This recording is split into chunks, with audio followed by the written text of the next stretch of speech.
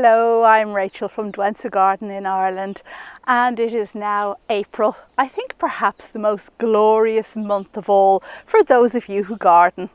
And it is just wonderful because so many things really wake up and there is so much flower and so many exciting things to look forward to. It's a month full of promise. So today I thought I'd run through with you the 8 gardening tasks that I consider really important to do in April. And there are 2 extra ones for those of you who are dealing with a greenhouse. So let's get on with the video.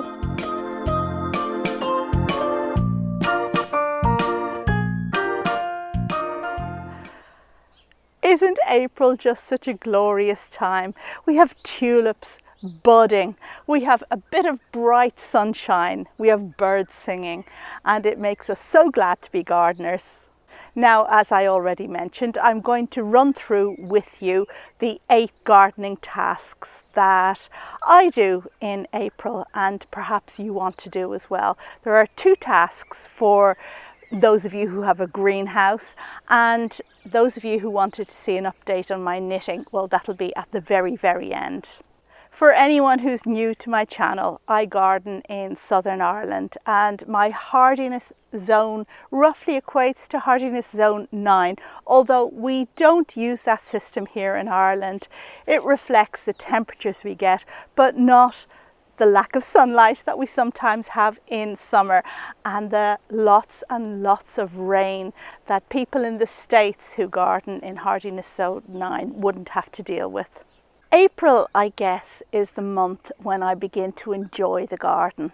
March is all about getting out there despite the weather, when the garden is lifeless, when it's very sterile, and getting things done so that we can enjoy April and feel like we're getting on top of it. And that's where I am at the moment. And I suppose the first job that I want to talk about, I want to mention as that I prioritise in April, is to prune or cut back my penstemons. Now, I did make a separate video about that before and I will link to it at the end, but basically in April your penstemons should have started into growth, and that's a super time for you to cut them back because you don't want to let them just shoot on top of last year's wood. You'll end up with a very woody plant.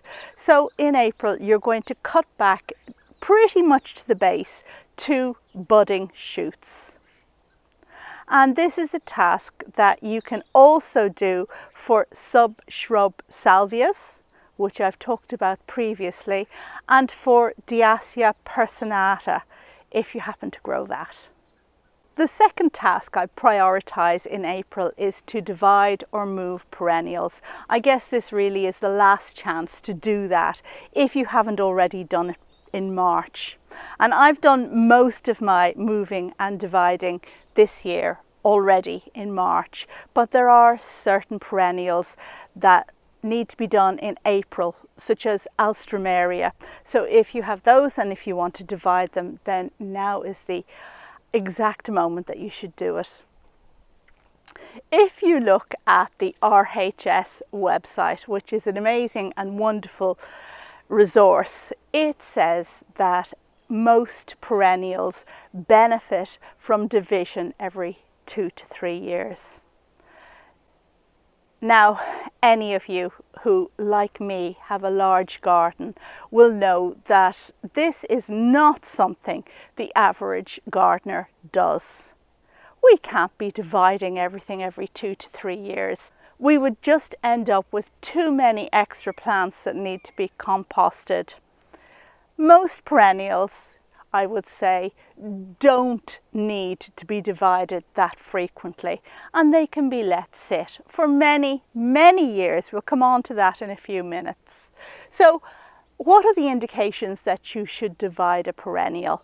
Well, first and foremost, if a perennial is outstripping its space, if it's bullying other plants, if it's getting too large for the spot that it's in, then yes, do dig it up and divide it in autumn or in spring. And there are certain perennials within that category, such as crocosmia, that really do benefit from dividing every 2 to 3 years. Just this spring, I had an achillea that definitely was outstripping its position, and it had just spread. If you have something that is super vigorous like that, perhaps like me, you will want to make a tough decision. And what I did was decide that that plant is not for me and not for my garden, and I dug it out, because if I didn't, I was going to have to divide that perhaps every year just to manage it, and that's nothing that I want to do. The second indication that you need to divide a perennial is if the central part has died off. Certain perennials, as they get old, will produce vigorous new growth on the outside of the clump, and the centre will die off. So in that case, you dig it up, you discard the centre, you divide the outer pieces and you replant them. The third reason why you might want to divide perennials is that, well, you just want or need more plants. And this is a wonderful time to do that, because if you divide now, they'll bulk up in no time at all. And perhaps in 2 years from each division, you'll have a clump that's as big as the original. So in conclusion, there is no need to divide most plants every 2 to 3 years unless you want to, for whatever reason. But just a word of warning that if you do leave them in the ground for long periods of time, as most people with large gardens do, then when you do eventually need to divide them, it's going to be a big job. So this year I decided I wanted to move a beautiful hosta I have, Hosta halcyon, that had been in the one spot for 14 years.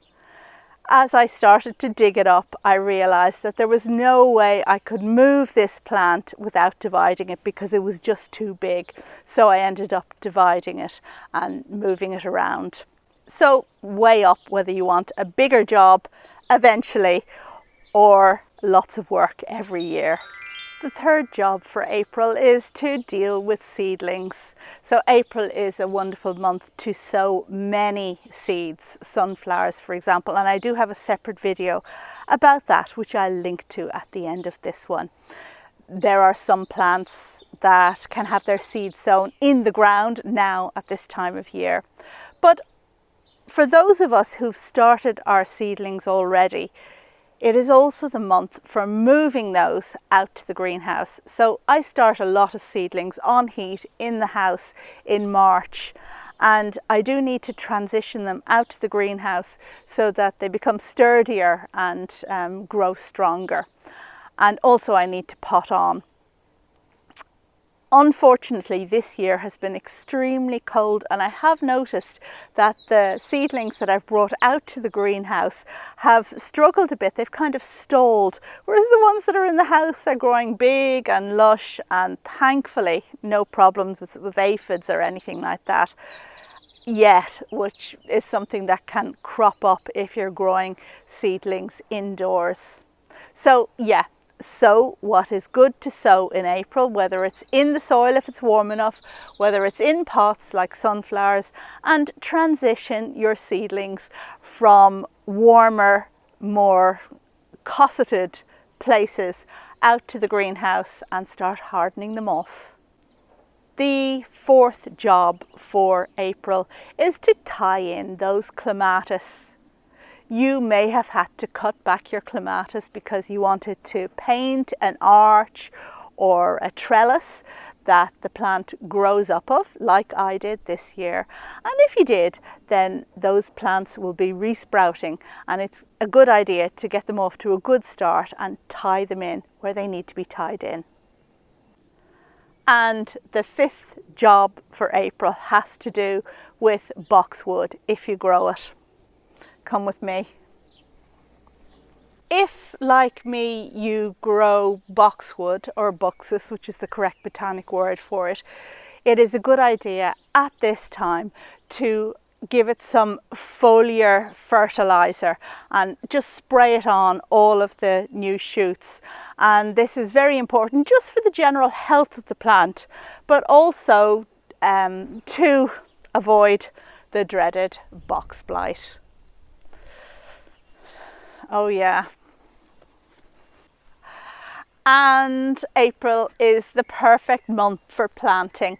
I have just planted up this wonderful lasagna bed maybe a week or so ago, and I'm just delighted to see how those plants are beginning to oof up and get going. So yeah, in April the soil is warming up nicely. You still have rain, that's a good thing. So plant, do more planting, and don't forget to water in well, even if rain is forecast. And by April, your daffodils, like mine, have probably gone over, and that's fine. That's what they're supposed to do. But you do need to deadhead them. So with daffodils, you don't need to take off the whole stem. Just nip off the very top. And if we look closely at this bit that I've nipped off, you can see that here is where the plant is swelling to produce seed, and by nipping it off we stop it from producing seed. That's because these are nice cultivars that can't be replicated from seed, and I want as much energy as possible to go into the parent plant, not into seedlings that I don't want. Of course, if you're naturalizing plants such as crocuses, then you really mustn't deadhead. And then finally, and perhaps the most important job to do in April, no, not perhaps, definitely the most important job to do in April, is to finish off the weeding and the cutting back in your borders. Now, if you've been already out in March, you've probably got the bulk of it done.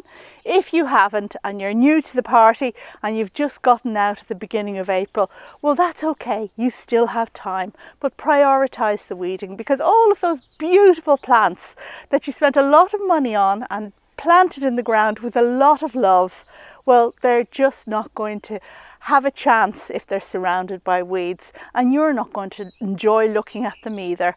So prioritise weeding and cutting back, and your garden is going to reward you by looking fantastic and full of blooms.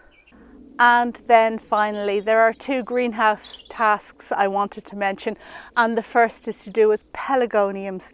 So now is a good time to repot your pelargoniums. In fact, this is the time when you really should repot your pelargoniums.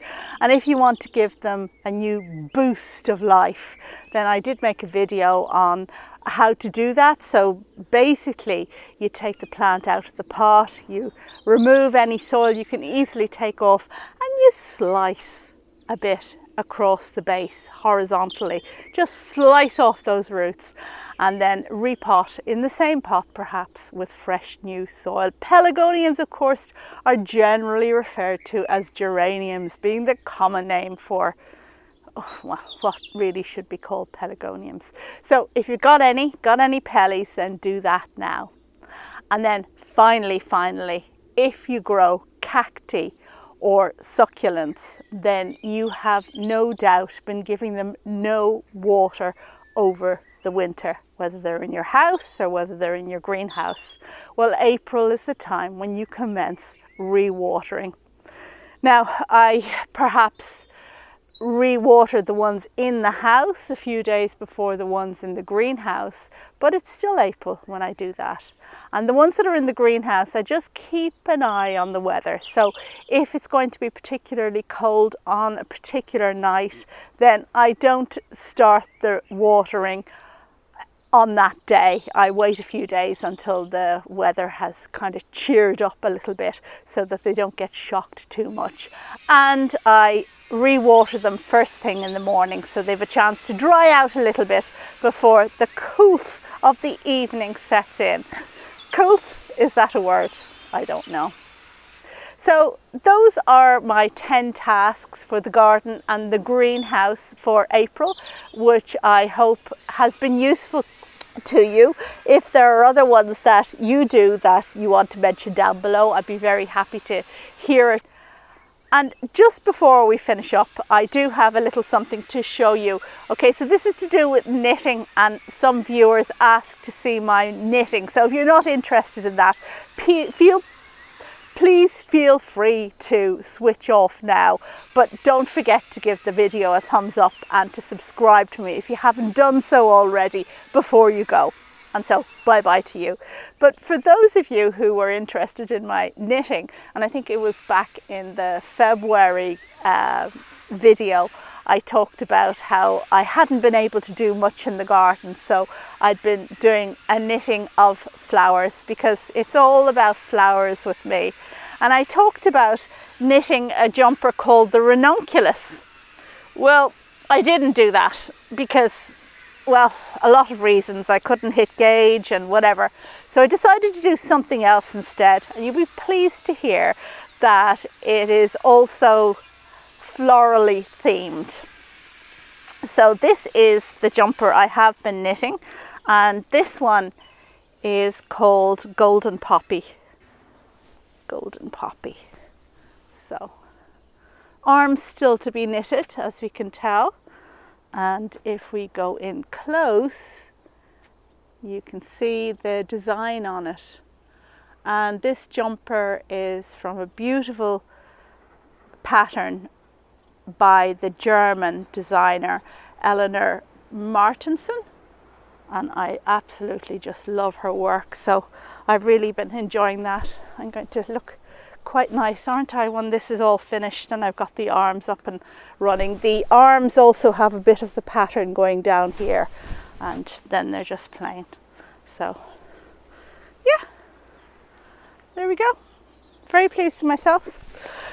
Okay.